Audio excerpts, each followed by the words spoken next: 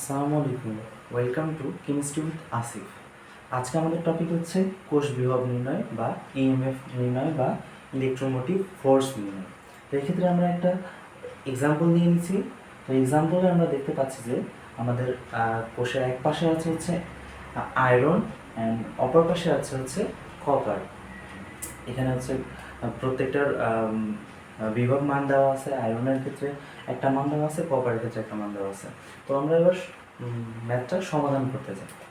আমরা গতানুগতিকভাবে যে সূত্র দিয়ে ম্যাথটা সমাধান করে থাকি সেটা হচ্ছে এমন: E naught cell equal to E naught of অ্যানোডে জারণ প্লাস ক্যাথোডে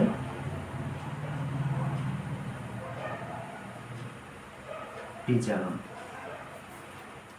ঠিক সিম্পল এই ফর্মুলাটা দিয়ে আমরা বাকি আরও 2-3টা ফর্মেট মনে না রেখে শুধুমাত্র এইটা দিয়ে আমরা নির্ণয় করতে পারি যে অ্যানোড এবং ক্যাথোডের জারণ মানটা নিব, ক্যাথোডের বিজারণ মানটা নিব, দেন আমরা পেয়ে যাব প্রমাণ জারণ বিভব বা ইলেকট্রোমোটিভ ফোর্স। তো আমরা এখন এখানে দেখতে পাচ্ছি যে অ্যানোডে জারণ মানটাই দেওয়া আছে, যেমন হচ্ছে আয়রন থেকে জারণ মান বাড়ছে 2+ হয়ে গেছে, +2 হয়েছে, এক্ষেত্রে এটার জারণ মানটাই দেওয়া আছে, অর্থাৎ এটা ঠিক আছে। বাট আমরা যখন ক্যাথোডে দেখতেছি, ক্যাথোডের ক্ষেত্রে বিজারণ মানটা আমার লাগবে, বাট এখানে দেওয়া আছে ক্যাথোডের ক্ষেত্রেও জারণ মানটা দেওয়া আছে। সুতরাং আমার এই মানটা চেঞ্জ করে দিতে হবে। বিজারণ মানটা নেওয়ার জন্য আমরা শুধুমাত্র তার চিহ্নটা চেঞ্জ করে মানটা বিপরীত চিহ্নে নিলেই হয়ে যাবে। যেমন এখানে আছে -0.34 ভোল্ট, আমরা এটাকে জাস্ট উল্টায় +0.34 ভোল্ট বানিয়ে নিই। এবার আমরা মানটা সমীকরণে বসিয়ে দিই। মানটা সমীকরণে বসানোর পর ইনট অফ অ্যানোড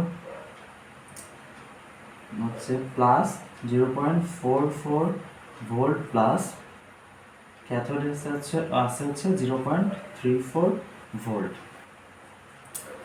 এখন এটার মান আসে হচ্ছে +0.78 ভোল্ট। এটা হচ্ছে পজিটিভ আমাদের মানটা আসছে। ইনট সেল দিয়ে আমরা একটা কোষের 3টা অবস্থা বুঝতে পারি। ইনট সেলের মান যদি গ্রেটার দেন 0 হয়, সেই ক্ষেত্রে আমাদের কোষটা হবে হচ্ছে, কোষের বিক্রিয়াটা হবে স্বতঃস্ফূর্ত,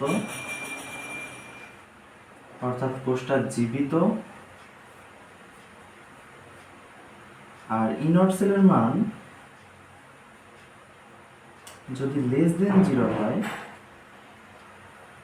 সেই ক্ষেত্রে কোনো বিক্রিয়া হবে না, মানে স্বতঃস্ফূর্ত নয়। এবং ইনট সেলের মান যদি =0 হয়, অর্থাৎ কোষটা কোনো বিক্রিয়া করছে না, জাস্ট সাম্যাবস্থায় রয়েছে, এমন একটা অবস্থায় কোষটাকে বলবো আমরা হচ্ছে মৃত কোষ বা ডেড সেল। এইখানে যদি আমরা এই রিঅ্যাকশনে খেয়াল করি, আমাদের উপরোক্ত কোষটাতে কি হয়েছে, আমাদের এই কোষটাতে ইনট সেলের মান অবশ্যই >0 আসছে, অর্থাৎ এখানে কোষটা জীবিত আছে এবং কোষের রিঅ্যাকশনটা হচ্ছে, অর্থাৎ এর অ্যানোডে জারণ হচ্ছে আর ক্যাথোডে বিজারণ হচ্ছে। আশা করি তোমাদের এই সম্পর্কিত আর কোনো সমস্যা থাকবে না। আসসালামু আলাইকুম।